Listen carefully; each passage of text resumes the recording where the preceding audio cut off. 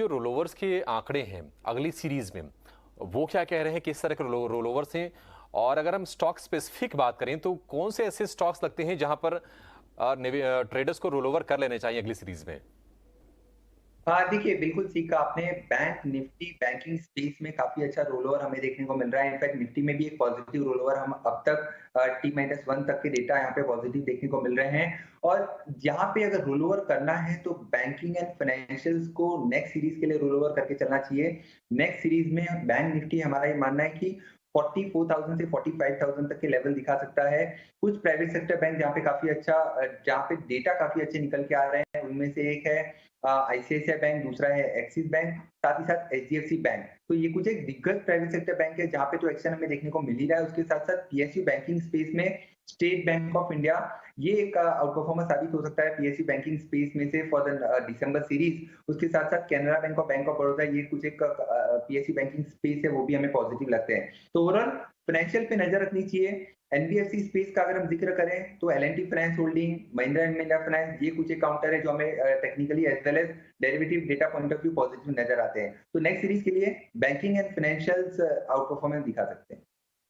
ठीक है, banking financials और परफॉर्मेंस दिखा सकते हैं, और वो सारे के सारे शेयर आपको नोटिस करा दिए नीलेश ने, जहां पर स्ट्रेंथ दिख रही है, जहां पर आगे तेजी हो सकती है। लेकिन अब उन शेयरों की बातचीत करेंगे। देखिए, बाजार बहुत ही टाइट रेंज में ट्रेड कर रहा है, और इस वक्त अगर हम निफ्टी को देखेंगे 18,275 के आसपास से 30 अंकों के आसपास की तेजी है। आप सुबह से देखिए जहां पर शुरुआत थी, उसके बाद बाजार करीब पिछले 3-3.5 घंटे से बिल्कुल एक टाइट रेंज में ट्रेड कर रहा है। आप ये बताइए नीलेश कि अब जो करीब करीब पौने 2 घंटे के आसपास का ट्रेड बचा है, यहाँ पर कैसे मूवमेंट्स होंगे? और कल एक्सपायरी है, मंथली एक्सपायरी है, बहुत ही क्रूशियल होगी, उसके लिहाज से क्या पोजीशन बनाने की सलाह देंगे आप? हाँ, बिल्कुल ठीक कहा। देखिए अभिषेक जी, ओवरऑल स्ट्रक्चर जो है वो पॉजिटिव है अभी भी। इन बिटवीन पिछले 3 से 4 ट्रेडिंग सेशन में हमने थोड़ी-सी प्रॉफिट बुकिंग ज़रूर देखी थी, और जिस हिसाब से मंथली एफएनओ की एक्सपायरी होने वाली है तो इस प्रकार के वॉलेटिलिटी हमें देखने को मिलेगी। जो अच्छी बात ये है कि क्लस्टर ऑफ सपोर्ट निफ्टी में 18,100 के आसपास है, और उसी स्ट्राइक में हमने कल के सेशन में भी एक huge amount of addition put side में देखने को मिला था। अब जो एक्सपायरी के पॉइंट ऑफ व्यू से देखें तो 18,200 का इमीडिएटली सपोर्ट बन चुका है।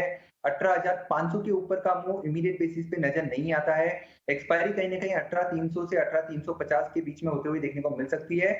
बायस पॉजिटिव है, बाय एंड डिक्लाइन अप्रोच होनी चाहिए।